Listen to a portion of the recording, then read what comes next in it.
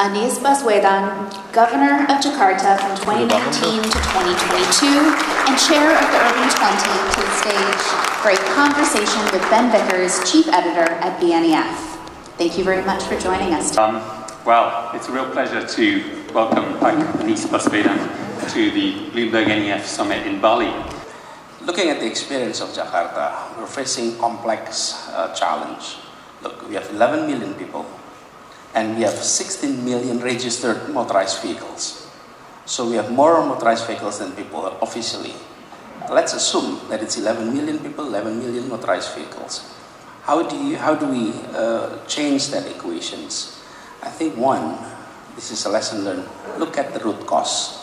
What are the root cause there? And two, use all resources. So collaboration is key. And three, evidence-based policy always. So these three things, let me elaborate a little bit. One, on the root cause, and it was mentioned earlier in previous presentations. We have been adopting car-oriented development for decades. So we are transforming that into transit-oriented development in all aspects. We're happy to report here that we lay out the foundations, because that reform will take place for many, many years, not only in the 5 years. But we lay out the foundations of that reform. When we are talking about converting into transit-oriented development, it means one, spatial planning is being changed. And we did that. So we did the spatial planning change, but the result of the spatial planning change can only be seen in the next few years.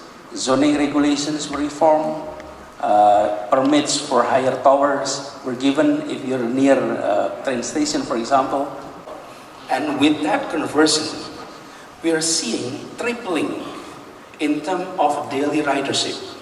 In 2016, 2017, daily ridership was about 350,000.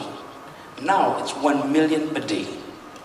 And when you are seeing 1 million people taking public transport every day, then they are leaving their cars, their two-wheelers behind. If we are able to double our fleet, it simply shows we have the fiscal capacity for procurement. But if you triple ridership, it means we are seeing change of behavior within our population. And that's what we are seeing, and that's what we're happy about. We have already reached the target of greenhouse gas emission much faster than what we planned to. We plan to reduce greenhouse gas emission in Jakarta 30% by 2030. And by now, we have already reached 26%. So we are 8 years to go, and we have only 4% more to reach. So we will be reaching our target faster, which also means we need to improve that. We were surprised to see the response of the public to the public transport. We didn't expect from 350,000 to 1 million within 3 years. We didn't expect that, to be honest.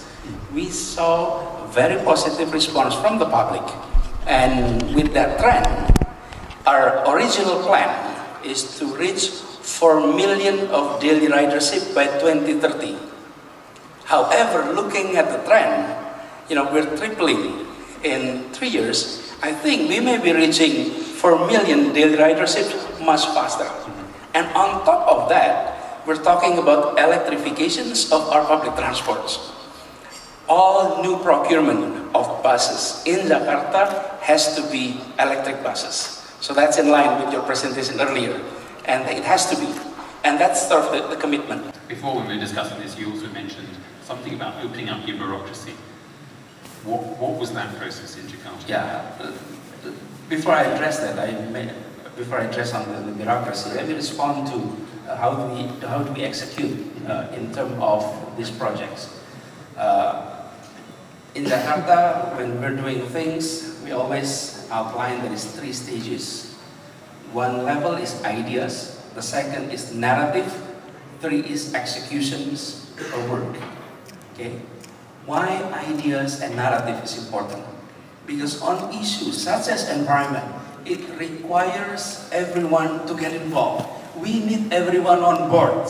And if we don't set our idea clearly, and we don't communicate our idea clearly, how can we get everyone on board on the execution level? Okay?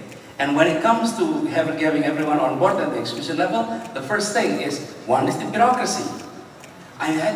We're managing 180,000 employees within our cities. Okay? And when it comes to public transport, we're talking about no less than 15,000 people involved in that sectors. We need to educate them about the importance of sustainable approach to transportation. And we translate that idea into narratives that everyone understands. For example, when it comes to public transport, I gather everyone on that sectors, having a meeting, and I ask simple questions. What kind of transportation tools that everyone has? And almost everyone said, two-wheelers. And I said, no, it's your foot. Walking, that's public transportation tools that everyone has. Therefore, we need to build sidewalks. We didn't have sidewalks in Jakarta for decades. And we didn't assume the walking as mode of transportations. So, idea, narratives, then executions. We don't have that clear idea what is mobility, what is transportation, and what kind of transportation activities that is there, then we may not be addressing everything. So, in the past 4 years, 5 years, we built 240 kilometers of sidewalks. That's require reforming the paradigm of our bureaucracy. Our bureaucracy used to think when it comes to public transport mobility, then it has to be motorized. If it is not motorized, then it is not urban mobility. But we are introducing two things, walking and cycling. We built no less than 100 kilometers of dedicated bike lanes. And we hope this continues. So the bureaucracy has to be reformed, not only by providing programs to be executed, but it has to start from educating new ideas and inviting them to be on board, living on the idea. The second is collaborating with the House of Representatives or the City Council, which is key.